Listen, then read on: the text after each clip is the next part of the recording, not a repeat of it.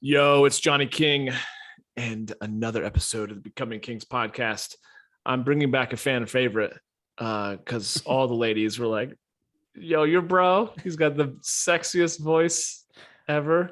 I'm sure. Yeah. No, but I did actually get quite a few comments of guys being like, yo, I love this. A lot of guys obviously are into crypto and that are listening to it. And I felt like after we had recorded in your house a couple weeks ago, there's a lot left undiscussed and uncovered. So bringing my brother, Peter King, back onto the Becoming Kings podcast to talk about crypto a little bit further in depth, because I'm learning right along with you, dear listener. Yeah. So thanks for joining, man. Yeah, absolutely. Happy to talk about it. I love talking about it, but at the same time, as I mentioned in the previous conversation, I am not by far from an expert. I am not a financial advisor. Please do your own homework. Contact your own financial experts, because I am not one. And truthfully, I still feel like, I really am a baby in the crypto world. I'm learning from people who have been in it for 6 and 7 years, which is almost the full lifetime of that, of the whole industry, who have made millions of dollars, lost millions of dollars. I'm still scratching the surface. So I just want to be very clear on where I'm at, but in the spirit of helping people up this mountain. If you're an absolute beginner, I can help you take a few steps up. But if you're in the game, you probably have a few things to teach me. You're scratching the surface. I'm just trying to grow fingernails. That's where I'm at. Exactly. So that's a good context for if somebody's listening, like, hey, I don't even have fingernails yet. Great. Yeah. I feel like I can at least point you in the right direction. But yeah, if you already have fingernails, you're probably wanting to reach out to me to let me know what I'm missing, because I'm sure. Yeah, exactly. Well, this episode is sponsored by your prebiotic soda, and Pete's drinking his probiotic soda. You know, we're brothers when we're drinking pre and pro biotics, which when we asked each other, what's the difference between pro and we don't fucking know. It's healthy, right? Sure. It's the new thing. It's almost like our mom ingrained in us to always buy the new thing. Yeah. Our pantry, for those that don't know, our pantry growing up was always, we'd come home and I'm like, Mom, what the hell is this? And she's like, it's waffles. They put the syrup already inside the waffle. You don't even have to put the syrup on. I'm like, Mom. Yeah. She had toast up a few of those. Those look delicious. Yep. the goop, right? The peanut butter and jelly in the same jar. That was a good one. So that saved a lot of time. Think of all the time. Granted, we were not single moms trying to raise 5 kids. So she probably looked at that and was like, oh, that probably does save a lot of time. Yeah. She's very much about efficiency. Yeah. Yeah, exactly. Dude, she had the Nerds cereal even. Remember when that came out? It was a cereal box that was half like strawberry and half grape cereal. It was kind of tasted all like sugar. All sugar. Yeah. All sugar. Yeah. Anyways. Crazy. Bless you, Mom. Here's to Sal. Yeah. Here's to almost 20 years. No, 15 years, 20 years. Anyways. All good. So let's launch back into this while guys are rolling their eyes listening about our childhood. We talked about the blockchain. We talked about the difference in cryptocurrencies. Why we should even care, right? Was a really good part of the conversation, because I think that's where we started. Was like, okay, what are cryptocurrencies and why should I even care, right? Mm-hmm. Now that it's clear that we should care, maybe we can talk about more of the landscape and the map of the greater landscape, if you will, and then we can get into the nitty gritties of wallets and exchanges and NFTs and nodes and simple contracts and smart contracts. Yada. Sounds good. One of the most frustrating things for me, as I've been trying to get up to speed with all this stuff, is you keep hearing all these terms, and literally when you talk to people who know what they're actually talking about in the crypto space, because they've been in it for so long, they start speaking this jargon, and you're like, you lost me in 2 seconds. I don't even know where we're at anymore. What the hell are we talking about? It reminds me of, if you're old enough to remember when the internet first came out, and people were talking about this Google thing and Yahoo, and like, these are weird names. We're not used to Hotmail. hearing these. Hotmail, all this weird stuff. And it was kind of hard to figure out exactly what are you talking about. There's all Right. these acronyms, it's all these different things. So I've started to, first of all, just immerse yourself into that space. I recognize that I'm not going to learn it all at once. And so I just dove in 2 feet and literally started listening to videos, and I'm like, I don't know what they're talking about. I don't know what they're talking about. I don't know what they're talking about. And just forced myself to start to listen. And then I'd start to hear patterns. And then I would start to be like, oh, okay, he's talking about a tool, right? This is a new tool. Oh, he's talking about, this is a technology that they're talking about, right? So blockchain is the technology. Coinbase is a tool to buy crypto, right? There's, I'm sure a lot of listeners have heard of Dogecoin or something like that. That's an actual asset that you can buy. So my mind started to break down all the jargon into these different categories, these subcategories. So one of them to me is overall technology. So when you hear things like ERC 2020 token and blockchain, smart contracts, these are things that are referring to the technology of this new space that we all refer to as crypto. Another category is assets. So things like tokens, coins, nodes, NFTs. These are things that you can actually buy or license or have some type of ownership in. Another category is tools.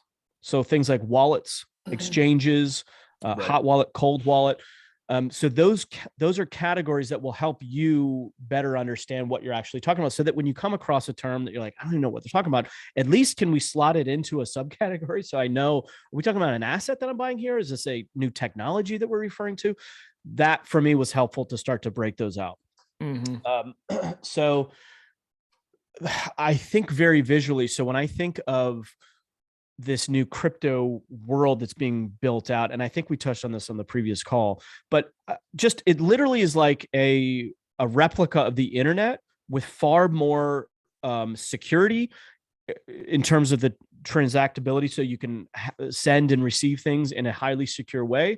And it's done with the intention of decentralization. So it removes or it puts the power back into the hands of the people who are using it, because you're not handing over all of your privacy data, which is what big tech has been using to manipulate and to influence us to take action, to buy their products, to vote for their candidates, et cetera, to feel certain ways about other people, and blah, blah, blah. Does that make sense? It does make sense. But would you say that blockchain is kind of the equivalent to actual raw code? Because when we look at the internet, we're looking at browsers, web pages, all the things that are on those pages, right? But blockchain is really the infrastructure or the technology that drives all of the other assets that are built into it, that we're able to see. I think that's hard for me sometimes with cryptos, because I kind of can't tangibly see what's going on.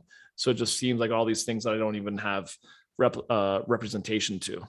Yes. So other than a coin or something like that. Right. The raw code itself is as strong as the ideas behind it that created it. So when we created the internet, we weren't thinking, the people that created the internet weren't necessarily thinking about, think of all the data that we're going to be able to mine out of all the behaviors and all the clicks and all the eyeballs and all this, that, or whatever, which is going to be extremely valuable for somebody that's wanting to market or influence to the masses. Right. So we weren't thinking about and this is why it's important to understand the birth of blockchain and Bitcoin specifically, is because it was birthed out of the 2008 financial calamity that was depicted in the movie The Big Short, which if you haven't seen that movie, go watch that movie. It's a very entertaining movie, but it really shows you how corrupt a lot of the financial system is. So the ideas behind blockchain the whole energy behind all of this was, we need to create something that allows for the sound transference of money, of value, because that's ultimately what's getting manipulated by central banking, by conglomerate corporations, multinational corporations, et cetera. So the ideas behind blockchain in and of itself from an energy standpoint was we're going to create something that removes the power away from those big. Now, how did they do that? The whole idea, did we talk about what blockchain actually means? Why is it called the blockchain? I think you talked about like the actual chain, like literally, and then once it kind of a block is put into it, then it can't be taken out, and then you're building the next part of in the chain. Correct. That sort of thing. But I don't know. Correct. Is that what you mean? Yeah, and so those are all of that is documented in the public ledger, so you're able to see all of that, which again makes it more it makes it more difficult to manipulate, because all of the network is seeing what goes into that one block, and the whole network is going, yep, we validate that, yes, we agree that that's valid, and once that gets put in there, then it doesn't change, and so it makes it very difficult because everything's quote unquote out in the open. Again, go ahead. I was going to say, for those who don't know what a ledger is, explain what that is. Just think of it. So the analogy that I often hear, and I've heard some people push back on this analogy, but for the sake of just getting started, for growing your fingernails, so to speak, I think it's a helpful one, which is if you just think of a spreadsheet, like an Excel spreadsheet, think of an infinite spreadsheet that has infinite amount of cells in it.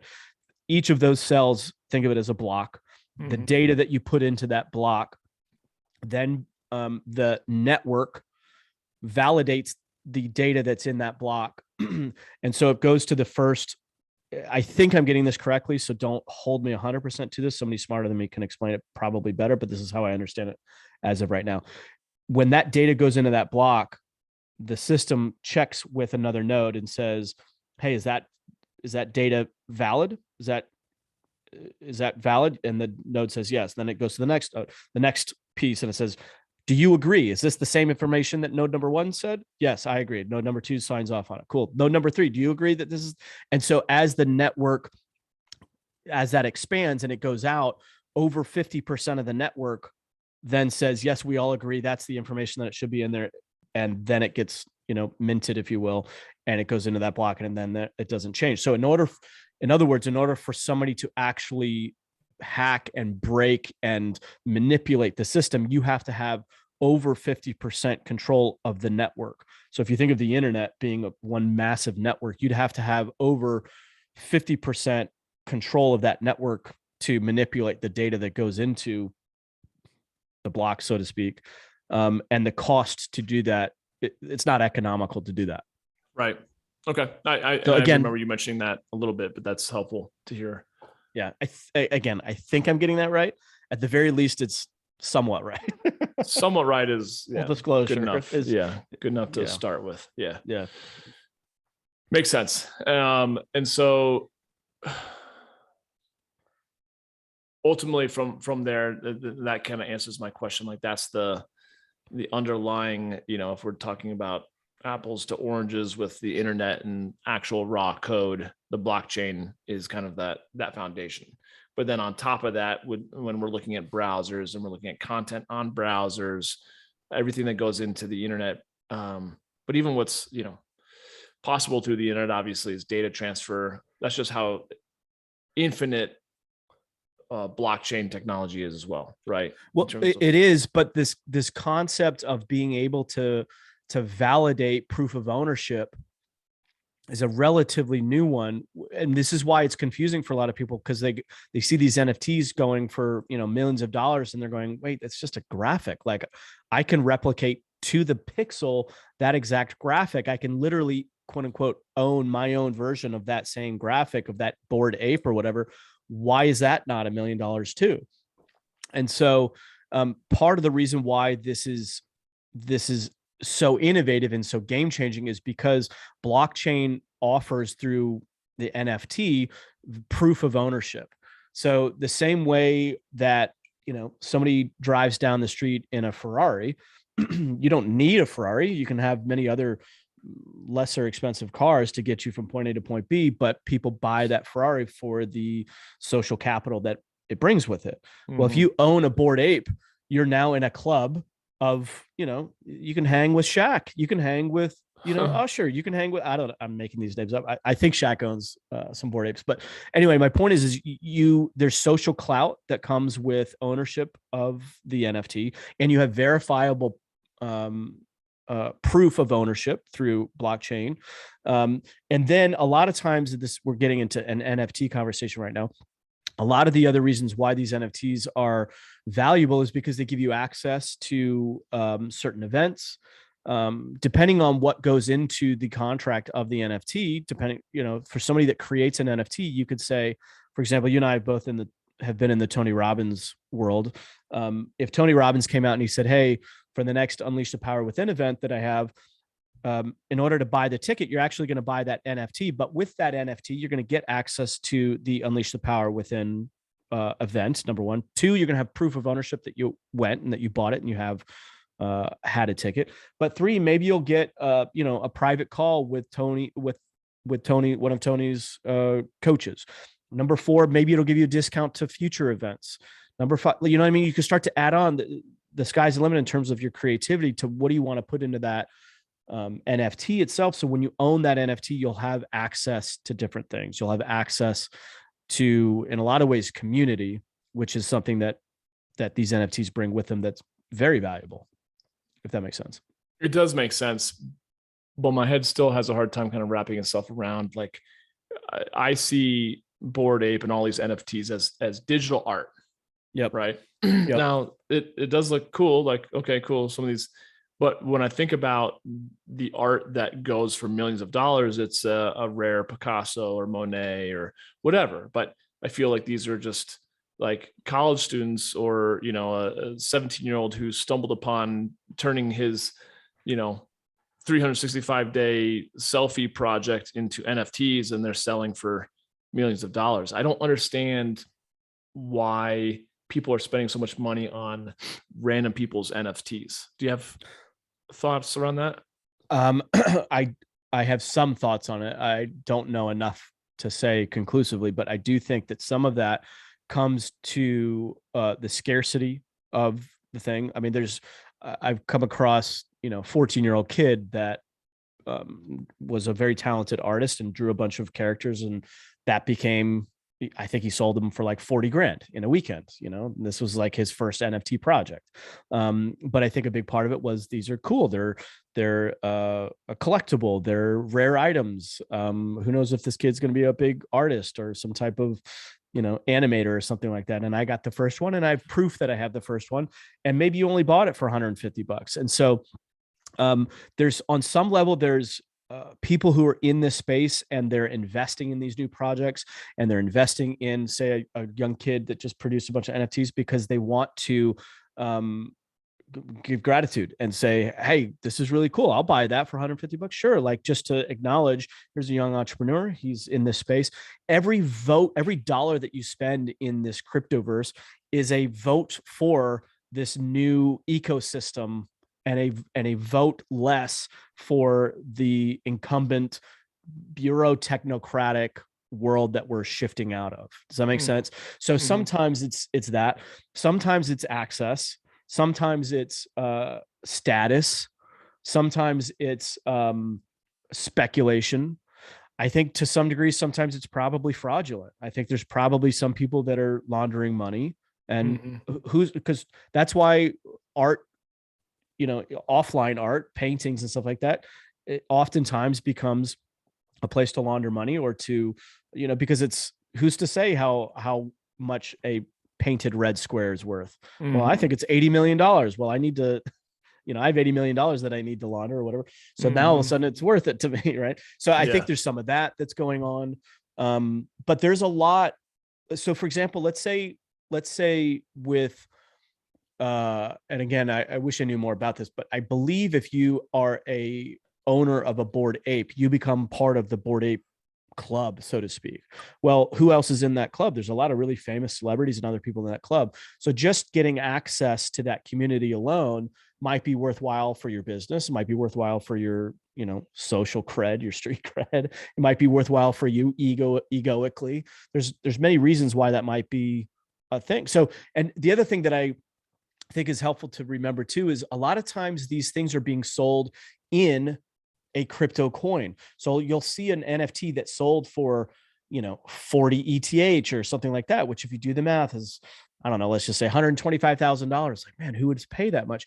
Well, they didn't pay $125,000. They paid 40 ETH, Ethereum, which for people who have been investing in crypto for a long time, they might have bought ETH when it was at 3 cents. Maybe they took 10 grand and they bought when it was at 3 cents. So they have hundreds, if maybe not thousands. So for them, 40 of these isn't necessarily what it's worth in dollars to them. It's, I have thousands of them, so I'm going to spend a little bit. Does that make sense? So it's maybe not as equivalent for us on the outside looking in going, oh, this is $250,000, which of course they could convert that into US dollars and invest in that. But they're in a new ecosystem. They're valuing things in a different way from a different fundamental asset. Yeah, it makes me think of that story, and I vaguely know, but I thought 10 years ago that one of the first Bitcoin transactions was like that dude bought a two pizzas for 10 Bitcoin or whatever. Yeah. Which is now what? 40 Bitcoins? Something like that. Something which now would be so much. What? $2 million? No, $200,000? $2 million? I'm doing math on the fly. Yeah. I think that's more than a pizza would cost you today. Yeah. Words, Which I think is just the interesting thing is that you're, with some of these different currencies, because they kind of play like the stock market, you're using them as currency, but they're not like, not like the US dollar. The US dollar doesn't, like, I don't give you $1 today and then 10 years from now that dollar is going to be worth, $10,000, not right. drastically that much of inflation. But I just think that's just the interesting thing, that when you're playing in this world, there's just so much that's changing. It just makes it, I think, for those of us that are quote unquote scratching the surface, it's hard to wrap your head around, Well, a lot of that is due to market cap. And when you get, when you have an asset class, so this asset class is the new, like, this has not happened in the last several hundreds of years. There's not been a new asset class. It's been primarily real estate, stock businesses, right? Commodities. There hasn't been an entirely new asset class. So that in and of itself is revolutionary, at least within the last few generations. But the volatility, when you have a new idea like this, when money starts to come in, right? And then a big whale comes in and makes a move and either buys something or sells something, it disrupts that whole asset class, that whole asset, coin or whatever, because the one move by a bigger player creates so much volatility. Well, as the market cap increases, and now I think Bitcoin's somewhere around $1 trillion, it's floated above and below it. A bigger move like that isn't going to create as much volatility because it's stabilizing, because more and more people are getting into it.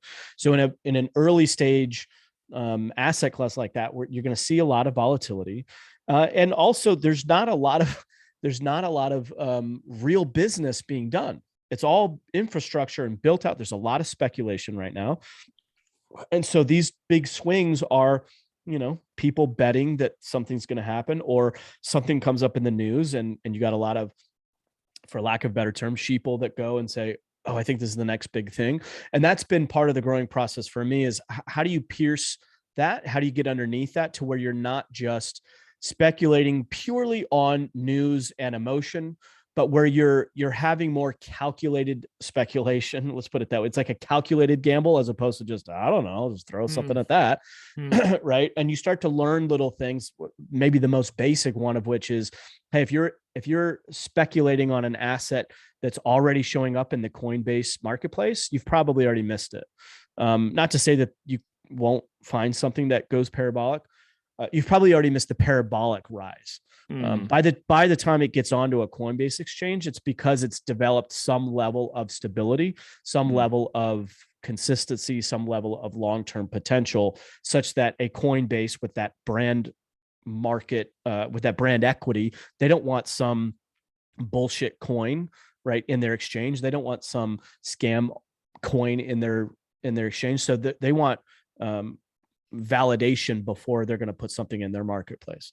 So once it hits that marketplace, on the good side, it's like, hey, this is maybe something that has more legs to it. If you're looking for those parabolic returns, it probably has happened prior to that. So that's where you start to learn, well, how do you, which begs the question, how do you find out of an asset before it hits these exchanges? And so I've been connecting with people who are teaching me how to do that and better understanding, which ones has potential and which one's, more of a gamble, et cetera. But you're taking slightly more calculated guesses, risks than just a pure shrug of the shoulders. Right. And how can you get involved with some of those at an earlier stage if they're not on some of the more trusted exchanges? Right. One of the things that to answer that question is you either have to know enough about what you're doing to be able to go in, find these projects, get in the early conversations. A lot of these projects will have Discord right now is the popular channel where they're all building out their communities. And so you'll hear about a project, you can join their Discord channel, start to ask questions, find out, is there a thriving community here? Is there energy and momentum here? What are the fundamentals? Any project that's worth its salt will have the white paper. You can read the white papers to find out, what is this new technology? Why is it different? Why is it better?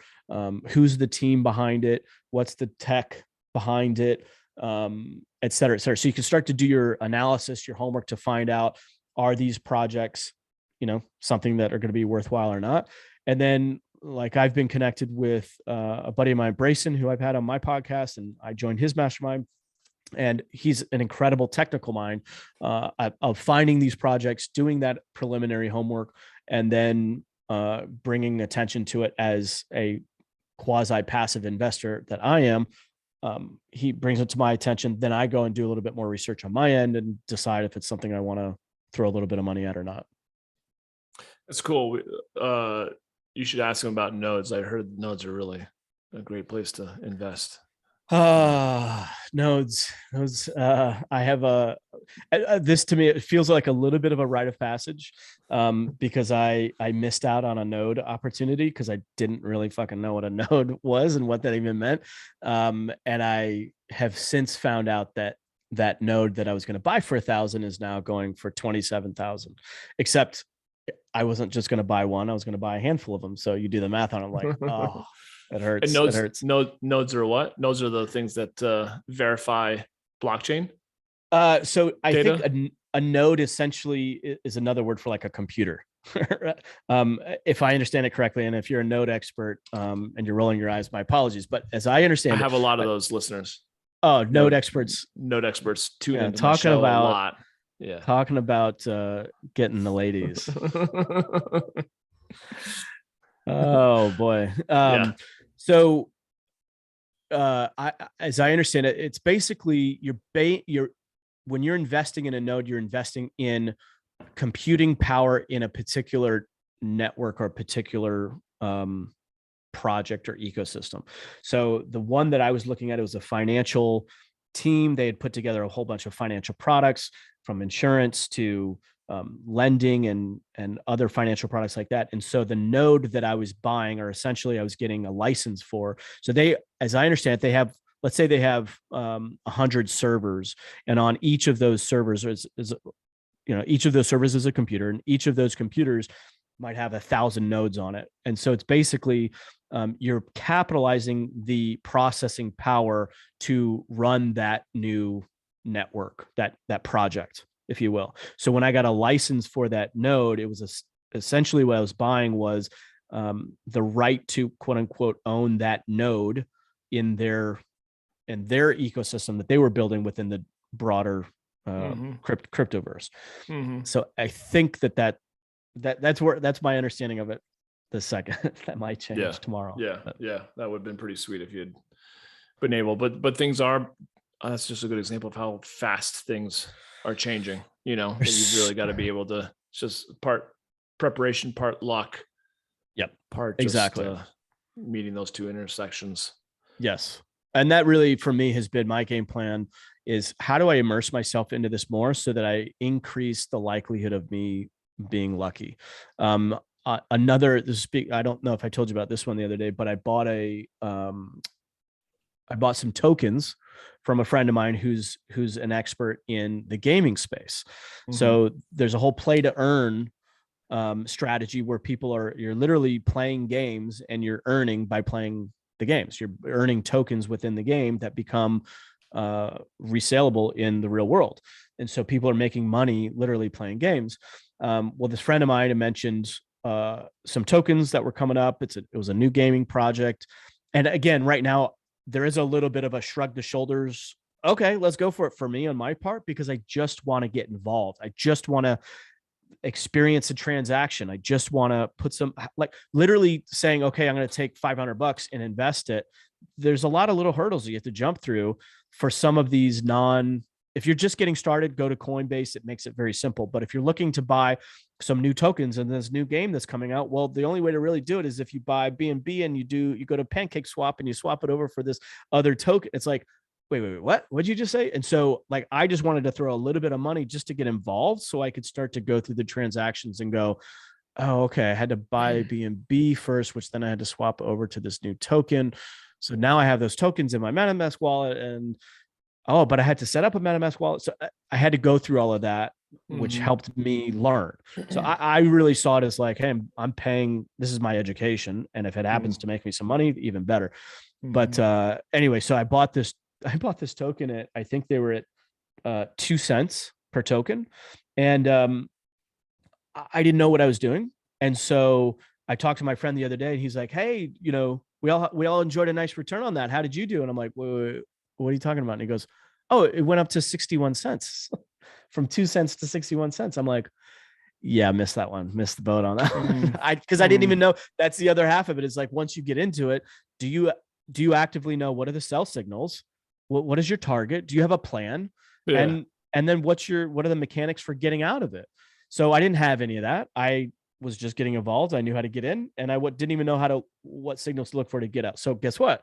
That pissed me off. So now I'm a little bit like, well, what is my game plan? What is my exit strategy? What am I looking for? What are the buy signals or the sell signals?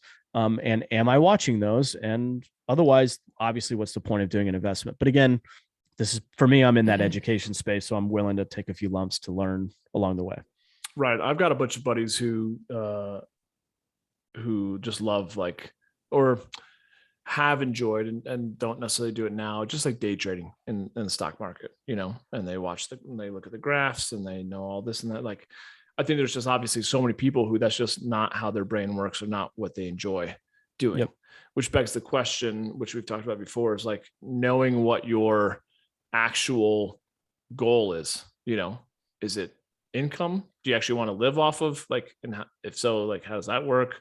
Is it growth? You need to know your risk tolerances. I'm more of the just buy and hold, because I don't even know, to your point, nor do I make the time to really dive into the nitty gritty. That's why I sat down with my buddy at the coffee shop, and we went to so many different websites just to put some money into crypto. I would have no idea how to undo what we did. Exactly. So I guess I'm buying and holding because I don't know how to get my money out. Right. Right.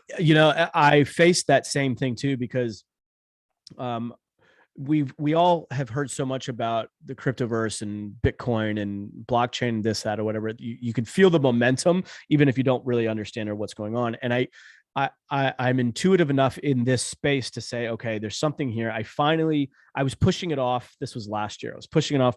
I'm like, fuck, I know there's something here. I might as well finally just lift up the hood and figure it out. So I finally took the plunge. And as soon as I did that, I started to realize the things that I didn't know before and started to see the opportunity and the reasons why everybody's so excited about it. I started to answer those questions for myself. But as far as actually investing and like you said, having a background in day trading, if you're going to be more active in swapping and buying and selling and looking to ride these waves, you really ought to have some type of education in a day trading type of environment, because it's very similar. And that's the one thing I didn't realize when I was getting into crypto. I was like, oh, this really feels a lot like day trading. And I had developed an identity that was very anti day trading. I don't want to look. So here's what was really interesting. I had all these stories in my head about what that is and what that was, how I'm not those things. And I came to a crossroads where I'm like, if I'm going to stay in crypto longer, I have to address these limiting beliefs in my head. So one of the limiting beliefs in my head was I don't like numbers. And crypto and everything is like, you just flooded with numbers and data. And it's like, oh, it's like, it hurts my ADHD brain. I'm like, oh. Number two, I'm not a day trader. I don't want to look at I don't want to sit down on my computer and look at 6 screens. I don't want to be tied to my computer all day long and being paranoid and, about every little uptick or downtick. Like, I don't want to do that. So those were all beliefs. And having done the personal development work that you and I have done, I realized, okay, well, wait a second. That's my belief. Is that actually true? And is there enough momentum there for me personally to want to get involved in this space to reconstruct those limiting beliefs and find empowering ones? So it's been a very interesting process, because what's happened is I started to tell my monkey brain, I'm like, well, what if it wasn't, what if the numbers were telling you something that you were interested in? So I'm very interested in psychology. I'm very interested in human behavior. And really that's all this is all these numbers and all this stuff is just documenting human behavior. Why are people, and now I started to translate it into things that I feel like I have a little bit more expertise in. And it's like, oh, well, why would people be scared? Why would people rush to Bitcoin right before a halving event? Why would therefore there be spillover into the altcoins after people feel like Bitcoin hits its peak in that particular cycle? You start to unravel that. And then I found myself literally like a few days ago, I had to laugh, because I'm looking at something, I'm looking at these charts, which I'm starting to understanding, and I'm seeing the chart segments, and I'm seeing the Fibonacci, projection and all this stuff. And I'm like, I literally said to myself, God, I wish I had a few more screens, because everything's so pushed together. Like, I wanted more screens to spread this out. And I laughed. I was like, oh, fuck, I'm becoming that guy. Yeah. But it's like, isn't that interesting though? Because now that I have a little bit more education as to what day traders are actually looking at and why they feel like they can predict some movements, or they're looking for signals, and they're, leveraging themselves. And I've learned a little bit more about the portfolio, what do they call it? Just rebalancing as different assets take peaks and valleys. I'm like, oh, this makes so much sense. So now I'm actually excited about it. Now I'm like, give me more charts. I want to play around with this a little bit more. So that's the phase that I'm in right now. Yeah, I guess it really comes down to the kind of the analogy of if you're tunnel visioned versus just having a really good peripheral vision and being able to see the landscape. If you were tunnel visioned and you were a gazelle out in the Sierra, then you'd be cooked, but when it comes to actually being able to be effective in this type of landscape too, you got to be able to see literally at the same time a lot of stuff. Otherwise it just slows you down, obviously, and probably is more work that needs to be done to be able to see everything, see the opportunities happening in real time. To use that analogy, I did a survival course that I've told you about a while ago, but it was with Tom Brown. This guy's fascinating, and he grew up learning the Native American ways of survival. And one of the things that he teaches is this thing called what he calls wide angle vision versus narrow vision.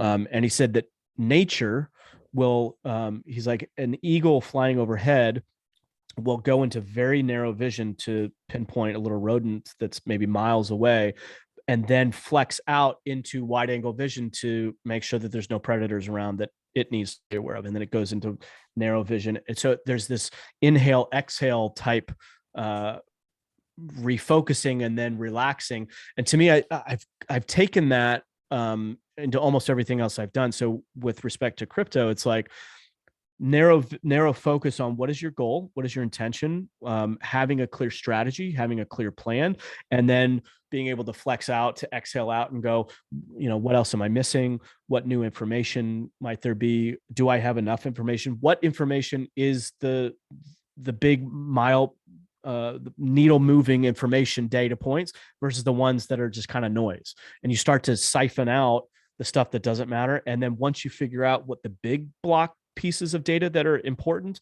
now you're not really constantly consuming and having to sort through data. You're just looking at data signals that is very easy to process. But you don't get there until you deal with the pain of, oh, I don't want to be this guy. I don't want to deal with this. This sucks. There's too much information. There's too many bells and whistles. My ADHD brain, it feels like I'm in Las Vegas. I want to push all the buttons. It's hard, right? So you have to get through that to where all of that starts to become noise that your brain doesn't even look at anymore, because you're just looking for the key pieces. Does that make sense? Right. Yeah, it definitely does. But going back to your personal experience, because I feel like that's a pretty big leap that a lot of people don't do, which is having the awareness, obviously, to know that they have a lot of stories, that they've created about, and I have similar ones in terms of, I just don't like math. I don't like the numbers. I don't like all the, it's just not my thing. It's too much data, analysis paralysis. So it's a big leap that you've made. But what was still the underlying driver for you to get into it? Was it to make a lot of money? Was it just because it's exciting technology? What was your driver? Certainly abundance is a driver. Full transparency, absolutely. Like I'm not in it to just have fun. It is fun, but I'm looking to grow my wealth. Number one. Number two, there's a lot of energy and passion here, which I find also fuels my energy and passion. So I like to connect with other entrepreneurs who have exciting ideas. I like to be in that space. Fundamentally, if you understand what's going on in the world, at least from the perspective that I'm looking at it in, you see this as an ecosystem that is fueling independence and freedom, as opposed to the bureaucratic, technocratic, manipulative system that we're gravitating out of, that we're seeing, oh, this is this has the potential of being a very fascistic environment. Well, why is it fascistic? Because there's these power centers, right? There's data power centers, there's financial power centers. Well, blockchain disrupts that. It's very it's disruptive technology at the very core of what our entire human modern system is built on, which is money. So you look at how much, I think we touched on this on the last conversation. You look at how much Netflix has disrupted, television and movies. You look at back in the day, Napster, and how that evolved eventually into iTunes, and how much that disrupted the music industry.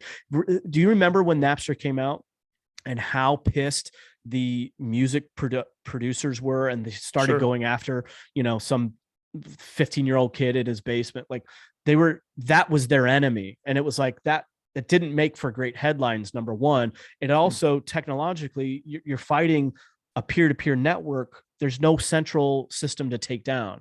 But there's no way to stop it. Yeah, there was no way to stop it. But the point that I'm getting at is, look at how much they fought and how frustrated it was for that power center, the music industry. And obviously the movie industry was saying, shit, once bandwidth gets big enough, they're going to be doing this with movies too. Now we have a problem. So those two industries are mega huge industries, but those are just two industries. Now we're looking at the technology that's disrupting all industries, because it's all built on currency. It's all built on money. So you're disrupting it at a very, very core level, which to me is exciting. And not to say that, there is a way. To me, these systems get built out in parallel, and in a perfect world, there's maybe a slow but sustainable transference of energy, investment, money, capital, et cetera, that we can move into this new ecosystem Without the power centers absolutely freaking out and trying to wreak havoc as they're losing control. Whether that happens or not, time will tell, but I'm not holding my breath. Yeah. Right. So, but those were some big reasons for me. Fundamental, spiritually, this is where freedom is. Economically, there's momentum here. There's potential for parabolic asymmetric returns, which is something that we look for. It's new, it's fun. The people that are involved in it, there's a lot of energy, entrepreneurial energy, which I love.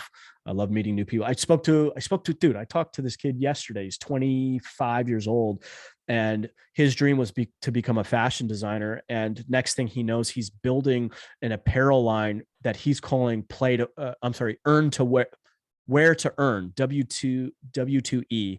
So you're going to earn tokens by wearing his stuff. I'm like, dude, that's awesome. That's crazy. Like, you're bending my mind right now when you say that. What does that even mean? Where's the economics behind that? How do you pull that off? He's like, I've got celebrities that are wearing my stuff. I'm doing this. You take a picture of my metaverse. It's well, some of it's in the metaverse, but some of it's not. So you go to some big, I just did a podcast with Chris Gronkowski. He's heading out to Vegas with all his brothers, the Gronkowski brothers, and they're going to have a draft party, right? But you take my other friend who's the apparel guy, and you're wearing one of his shirts, and you take a picture with Gronk and all the NFL players, and you post it on social media, and you put hashtag whatever, like his system. He's going to be on my podcast soon. I'm going to ask him how the economics behind this, but you're going to get paid for that, depending on the retweets and I don't know, whatever else. But it's like, oh shit, like these are just brand new ideas. And I bring these up to my kids, and they're like, yeah, okay. How do you do it, Dad? Like, where's it? Okay, cool. Thanks. Bye. It's like there's no growth curve. There's a very little growth curve for them. It's just they accept it and they run into it. So there's some danger to that, of course, in the grand scheme of things. But at the same time, there's a lot of excitement. There's a lot of new ideas, new building, new creations, innovations. Which I dig that. It's it's pretty mind blowing, to say the least. I feel like we've been talking in some regards, although we got into it a little bit with NFTs, but a little bit more of the wide angles. So taking it more to the, what'd you say, wide angle to narrow vision. Yeah. Narrow vision. Yeah. Maybe we can kind of, at the end of the last time we chatted, you talked about like, okay, just get started, buy some Bitcoin, that sort of thing. But we definitely kind of leaped over the topic of wallets and exchanges and what those are. Maybe we can kind of get into the nitty gritty a little bit on those things, for those who are like, okay, cool, all this makes sense. But again, if I'm just wanting to get in the game, you mentioned buying Bitcoin or Ethereum or whatnot. Where do I buy those? Where do I store them? Maybe you can put some context to that conversation. Sure. So one thing to remember before we even get into the specifics is that people are building out this ecosystem, and they're not wanting to make it. Would it be advantageous for them to make it incredibly confusing and frustrating and difficult? Or would it be advantageous for them to try to mimic what you already have and to try to replicate what you already have so that it's more easily adaptable?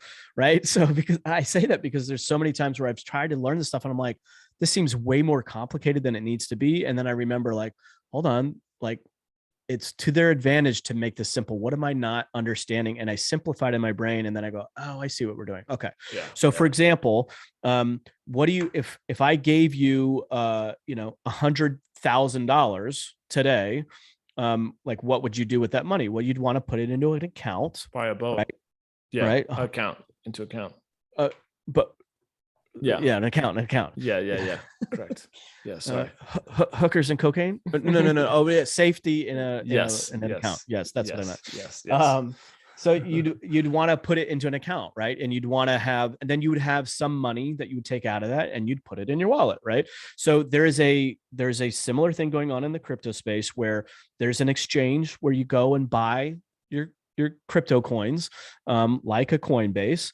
And then when you do buy that, those get deposited into your personal wallets. So Coinbase is an exchange, but they also offer a wallet so that you can hold your assets in your wallet. That wallet has its own address, like you have an email address. So if somebody wanted to send you coins, they could send them directly to your public wallet address, and it would send directly to that wallet. Okay. That makes sense. Yeah. So the issue comes into play where, let's say you want to buy something, but it's not on Coinbase.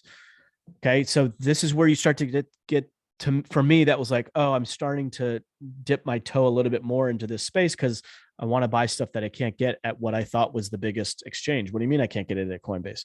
Well, as I explained to me, I kind of think of it as like, oh, Netflix, Peacock, Hulu, yes, Disney exactly. Plus. It's like, I can't get all the same. Oh, okay. If I want these movies, I have to go, or these shows, I have to go to that. It's kind of that type of thing, right? It's 100% that. And they're competing, right? So Yeah. they want the best. Netflix wants the best shows on theirs so that you buy into their platform. Peacock wants the best on theirs. So they're competing for attention and for your membership. So your subscription. So there are only some coins that you can get through a Coinbase. And again, to be clear, Coinbase is a centralized company operating within blockchain. So just because you're in blockchain doesn't necessarily mean that everything is quote unquote decentralized. This is a centralized company. And the reason why that's important is because if you put all your assets in that, and for some reason the government came and said, hey, we need to freeze all, I think New York actually said that they were looking to ban Bitcoin or something like that. I don't know. But if a big government entity did that, they could go to the one Coinbase and say, freeze all those accounts or whatever. You only have to deal with that one Coinbase. Whereas if it was peer-to-peer, if it was decentralized, going back to that Napster analogy, it's a bunch, you're herding cats at that point. It's like, there is no central place to go after. So, so there are other Coinbase like exchanges that are decentralized. Binance, Gemini. Gemini is headed up by the Winklevoss twins, who some people know as love them. Oh, they're so cute. So cute. Are they male or female? They sound like Dr. Seuss characters a little bit. Yeah, or something from like Charlie and the Chocolate Factory. The Winklevoss twins. Yeah. Oompa Loompas. They might be cute, but they are male, so I don't feel like I have a great expertise on that.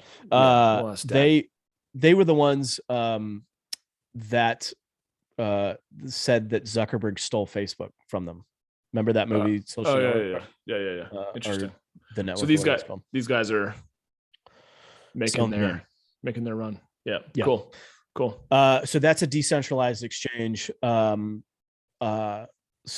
just remember, exchanges are, I think of, you talked about, Netflix, Peacock, and stuff like that. I think of them as like the mall. You go to one mall and you can get access to certain stores, but if they don't have, you got to go to a different mall. So these are different like malls to go buy products in, which is why you want to set up when you're just getting started. One of the things that I did was I just started signing up at all these different exchanges because things happen very quickly and it takes time to set up these accounts.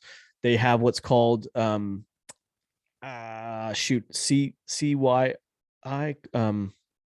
certify your identity or something like that. It's slipping my mind. I should know that, but basically they have to verify that you are who you are. So when you set up an account, they will often ask you, all your information, social security. There's tons of hoops. There's a decent amount of hoops. But some of them do it. They're a lot quicker now. Like literally when I did it, even just a year ago, it was, thank you for your information. We'll get back to you. And it took 3-4 days. Now, a lot of them, you can do it. They have some algorithm that verifies the picture of your driver's license that you send in. And within 10-15 minutes, you're verified. But still it's advantageous to you to go ahead and get set up in the main exchanges, because then you have access to a broader width of assets that sometimes you'll want to buy one and sell another one, and they're in different exchanges and you have to do some maneuvering. So you want to have your bases in order to the bases in order. Bases covered. Bases covered. Thank you. Bases covered. Before that happens, especially if you're trying to sign up as an institutional account. This is something I learned the hard way. That most of these exchanges are fairly quick to sign up consumers. But if you're wanting to sign up as what they call an institution, i.e. if you're wanting to sign up, if you have a trust, if you have a corporation or some type of entity you're wanting to buy and sell in that name, it's from, in my experience so far, it's taken longer. In fact, it's taken sometimes months before I get even word back, and you got to fill out all this documentation and all this stuff. Yeah, that's frustrating. It certainly can be. So to go a little bit deeper with the different types of tools to better understand the landscape. So you have the exchanges, then you have wallets. So, like I said, some of the wallets, excuse me, some of the wallets are integrated with the exchange already, which can be confusing because you sign up and you buy something in exchange and you have it and you can see it in your quote unquote portfolio. But you don't necessarily think of the wallet being a separate technology, right? So it's helpful to know that there is a separate technology, because you can have a wallet. MetaMask is one of the top decentralized wallets, where it's just a wallet and you can sync it up to whatever you want to. So MetaMask is a popular one that people ought to look into. Another thing to think about is cold and hot wallets. Hot wallets or warm wallets are wallets that you're going to be actively using more. A cold wallet is like, hey, I have 250 grand. It's in Bitcoin. I'm going to ride it out. Like, that's going to go in my will. I'm not going to touch it. That's going to go in what we call a cold wallet, which is there's Ledger has one. The company's name is Ledger. There's another one called Trezor, and you can buy these hardware wallets. It looks like a little USB key kind of thing, and they'll mail it to you. And then you can literally store your Bitcoin or your crypto on that cold wallet and store it in a safe, put it in your pocket. You could carry it, across a border. If you had you could carry $100 million in your pocket now, that's brand new. You couldn't do that before. Now you could say, oh, I could have that money digitally, like right now we log into I still have it, but that's in peacetime. Tell that to a Ukrainian that's fleeing his country right now, and all of a sudden the accounts go blank and he can't access that. I mean, there are people whose lives literally have been saved because they had crypto in their pocket, literally in their pocket, on a little cold wallet that they were able to then plug back into the internet and get access to. So these things, matter in those intense type of times, but so that's a cold wallet. I will say, I do not recommend buying cold wallets on Amazon. You can find them on Amazon or other places like that. You want to buy direct, because people are buying these cold wallets and then they're putting some type of reader on it or whatever, and then they'll resell it to you on Amazon and it looks like an official purchase, but you're actually handing over, which is very scary, obviously, when you're talking about investing, maybe a decent part of your portfolio. So just buy direct. When you buy direct, there should be like one of those stickers on it that's, if it's been tampered with, blah, blah, blah. So you can do that. Once you buy a cold wallet, you'll get what's called a seed phrase, which is a string of like 14 words, random words, that becomes your ultimate password. You actually have a password, but then you also have a seed phrase, and that seed phrase is like your backup password. And if you lose that seed phrase, and there's been documented cases now where people have literally lost access to millions of dollars because they couldn't remember their seed phrase. And what's been painstaking, and I've seen articles on this too, where somebody, like, sometimes people will memorize their seed phrase. They'll turn it into a song or something like that, and maybe teach it to their kids or whatever. So that they have more security around it, but they like can't remember the last word or something. And then they go to put it in, and I think you can, I don't know, it's like 5 or maybe 10 times, but once you screw it up 10 times, it malfunctions the whole device and you can't access it ever again. So these people are like on their 8th try or their 9th try, and they're like, shit, I think I know what it is, but I don't, you don't want to screw it up. So anyway, don't lose the seed phrase. That's access to your whole portfolio in there. So yeah, when I got those too, and I jumped through all those hoops, I'm like, what? Gosh, this is pretty freaking, intense, the security. And I do have a wallet, that I've had sitting in my bedroom for probably 2 months now, still unopened, because I'm like, what do I need to do? I guess it's Yeah. probably self-explanatory. I should open up and obviously transfer those seed phrases and passwords onto that and everything else. But yeah, there's a lot to take in with all of this stuff, So Yeah. Well, the thing that scares me is like, if I put stuff on that, like now I can't, I'll lose stuff all the time. Not all yeah, the time, but like that just makes me nervous to have this tiny little thing. yeah, Like yeah, if I have a lot of money on that, that's just, it's a little nerve wracking. But yeah. as opposed to what? Like that's the thing that a lot of people who haven't gotten into the crypto space yet, you'll hear them say, well, well, how's that any different than what we have now? Or like, how's that more secure than what I have now? And when you really look at what we have right now, it really isn't that secure. You're just as hackable. You're just as, I mean, identity theft is rampant. The amount of money that you have in your bank account is hackable. All this stuff is, if anything, you're moving into a greater security than what you had before, but you do need to know what you're doing. It's weird because we're like stepping into the future while stepping into the past in Yeah. some regards, Yeah. it's like, Yep. you're right. The money, none of us have, whatever money we have in our bank account, underneath our mattresses when they used to do that. Right. Or in Yep. gold in the basement. And so we get used to thinking that our money, which is just numbers on a screen, is actual money, but the government could come in and just wipe us clean, or Yep. to just take us all to zero. It's interesting to think about, like, oh, okay, if I did have that money and I put it into a safe somewhere, okay, at least it's just, yeah, it's a weird concept to think about now. Again, we think of the cloud as being secure and we can put everything on the cloud. It's just more convenient. And then the idea of actually taking something, putting it in a safe is like, wait, why would we do that? That's so, yeah, definitely archaic, but yeah, it's interesting. There's a lot of different processes that people are obviously coming up with to ensure that you don't forget these things. And, but that's the thing. Humans are humans and we forget shit and we lose shit. And like, there's got to be some way to work with those types of human fallacies, Yes. with this whole Yes. thing.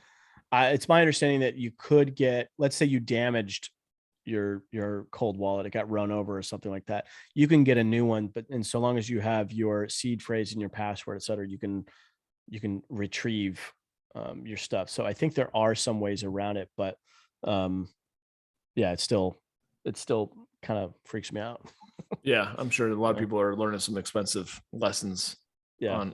on behalf of all of us, the early Uh, adopters. one of my crypto mentors has been in the game for a while, and he bought Bitcoin. He sent a $30,000 wire to buy some Bitcoin, which at the time I forget exactly how much it was, but in today's dollars would represent $40 million.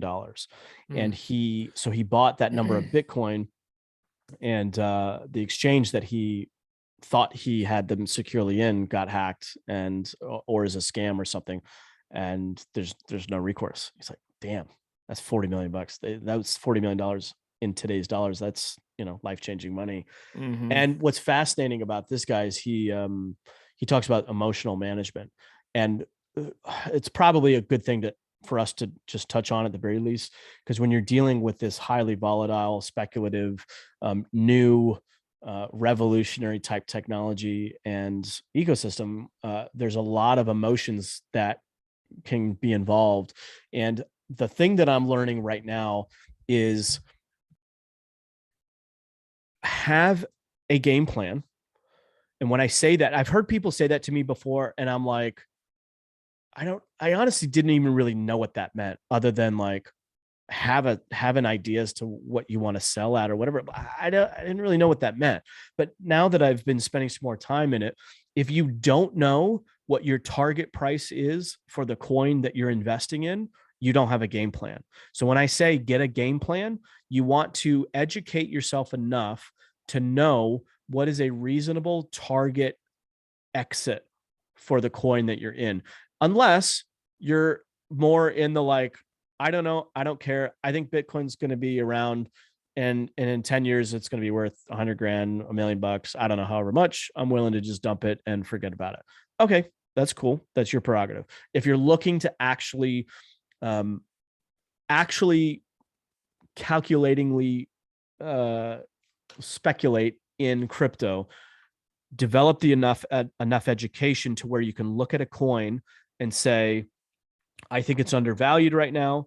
I think it's going up to this price point. I'm going to be selling at that price point and exiting that coin. If you don't have that, you don't have a game plan. And now you really are subject to a whole whirlwind of emotions and paranoia and anxiety around it. So I'm learning how to come up with those. The other thing that was a really, this sounds so dumb. I'm like kicking myself now that I have a little bit more experience and wisdom around this, but let me take a step back. When I was in real estate, I got involved in real estate in the early 2000s, which was just the beginning of the real estate bubble and the real estate wave.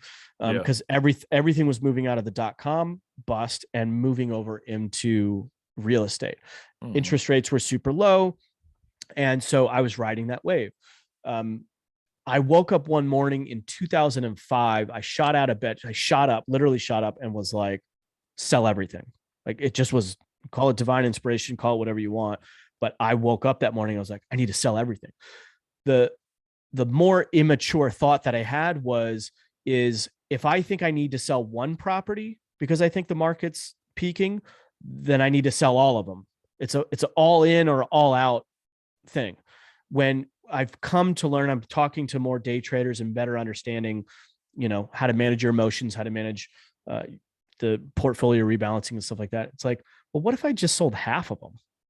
So like, there's a part of you that's like, part of the reason why I didn't sell was because we were enjoying such ridiculous returns that it's like, I don't want to miss out on those returns if I sell today.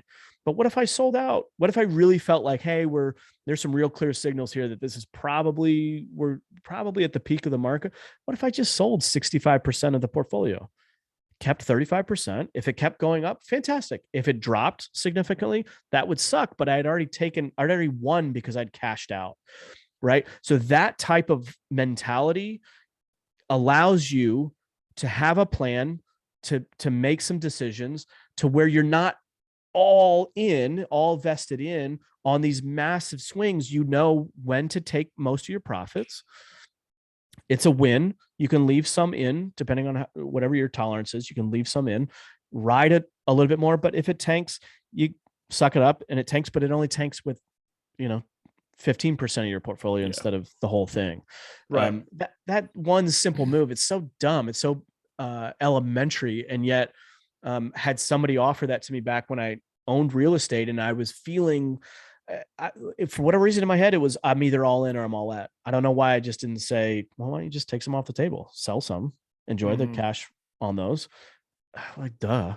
Yeah. So anyway, that to me is a little bit more of little bit more of a narrow understanding of what you're trying to do, what you're looking to do, if you want to be more active in this whole and all the momentum in the cryptoverse right now. Yeah, I think it's and that goes to the things that I've read about Warren Buffett and Richard Branson and a bunch of the other hugely successful Ray Dalio, the guys out there who really focus on minimizing their losses. That's really what they focus on. They don't focus so much on how much money they can make, which is what people really get excited about. They really focus on, could I stand to lose, what I'm going in with, Yes. And I think that is a more mature approach to the game. So you're not really focused on getting greedy. You're more focusing on, like, can I mitigate the losses if I were to take a hit, Yes. Ray Dalio talks about this, and Tony Robbins talks about it in their book Unshakable, where you're looking for asymmetric returns, meaning most people think in terms of, like, if I'm going to invest in, say, real estate or even the stock markets, like I have 10 grand, I'm going to invest it in this one property or a handful of a basket of stocks or whatever. And my hope is that it's going to go up, and I'll be thrilled if it goes to, if that turns into 15 grand in a decade or something. I don't know, whatever. It's like, And yet on the other hand, the real estate market can drop, the stock market can drop, and all of a sudden that 10 grand goes to zero very quickly. So the idea of asymmetric returns is what calculated investment can you make where you spend $1 and such that if you lose, you only lost $1, but that the winning side is much more parabolic to where you'll get a 5-to-1 return.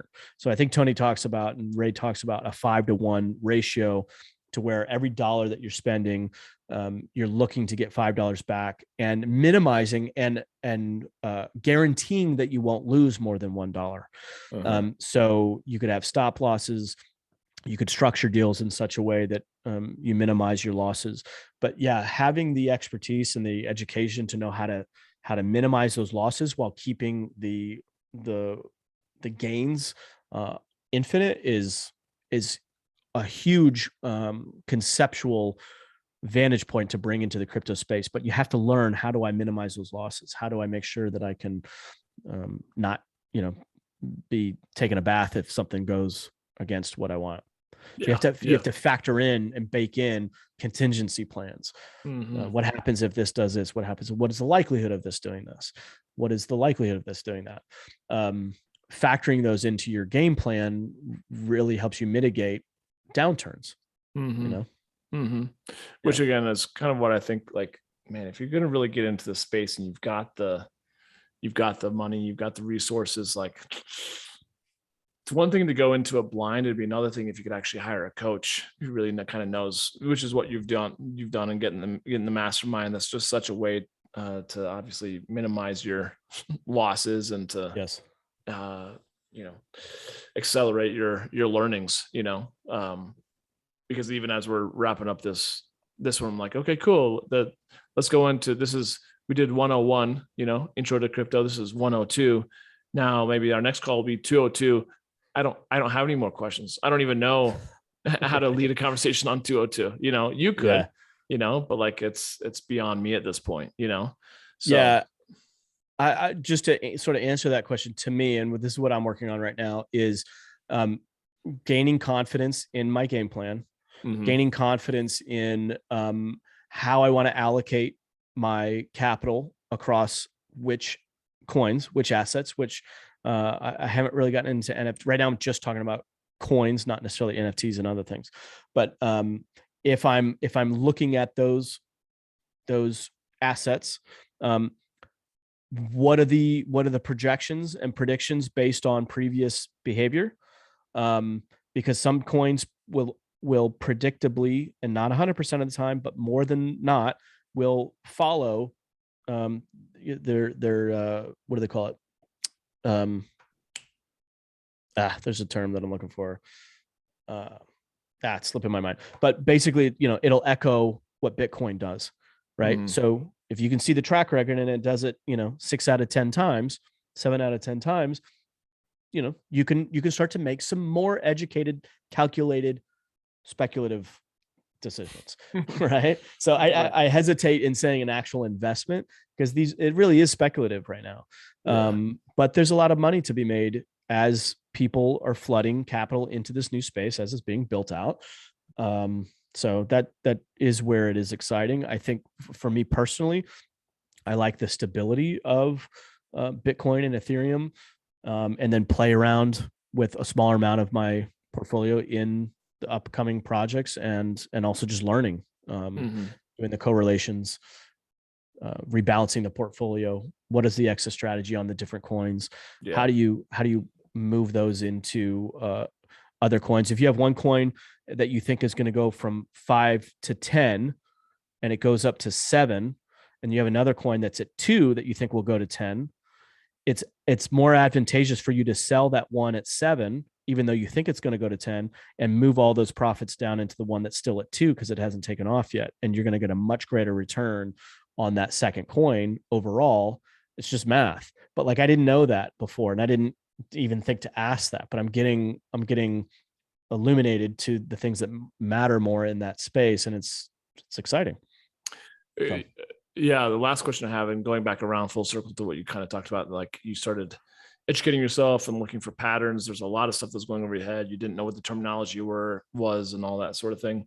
Obviously this is a podcast such as this is one avenue, but what were some of the other ways that you were educating yourself? Was it YouTube videos or articles, or what, how, if someone's like, okay, this is intriguing enough, but besides a podcast like this, where else would they go? Sources for education, anything that you would recommend? There's a ton of content on YouTube, and there's a ton of really great content on YouTube. So much so that it might be overwhelming and you don't know where to begin. Start with somebody that knows what they're talking about. Start with somebody that is a little bit further ahead of you, and ask them, who do they follow on YouTube? Who are some of the reputable people that they follow? I follow a guy named BC blockchain backer is somebody that I follow, who came recommended to me from other people who are well in that space. There are, but even if you're just getting started, just literally go to YouTube and type in what is blockchain. And, there's lots of whiteboard type, simplified, dumbed down, videos that will help explain this. And just full transparency, even the simplified, dumbed down ones, I was like, yeah, but I don't know what you're talking about. It's not dumb enough for me. Dumb it even further. So I would watch one of those, and then easily you could watch that, and you'll ask one other question. Well, I don't know what you mean by smart contract. So then you Google that one, and you just start to build out your portfolio of knowledge on these different ideas, and then go back and watch the same thing again. Do you understand it this time? Is there something else that you don't fully understand? Google that again. Then go out and teach it to your 12-year-old, teach it to a kid, teach it to your wife or your spouse, teach it to somebody. See, do you really understand it? Do you really get it? Like, just even me doing this podcast, like, I could feel my edges of like, I don't really know what I'm talking about, but I know enough to sort of convey that the concept that we're trying to discuss. So it's helpful for me to just spit it back out and see if I really get it. Go sign up. There's accounts that you can sign up that are basically dummy accounts, which is, I think, really great for kids to go on and just, and also for obviously adults too, who are just looking to get started.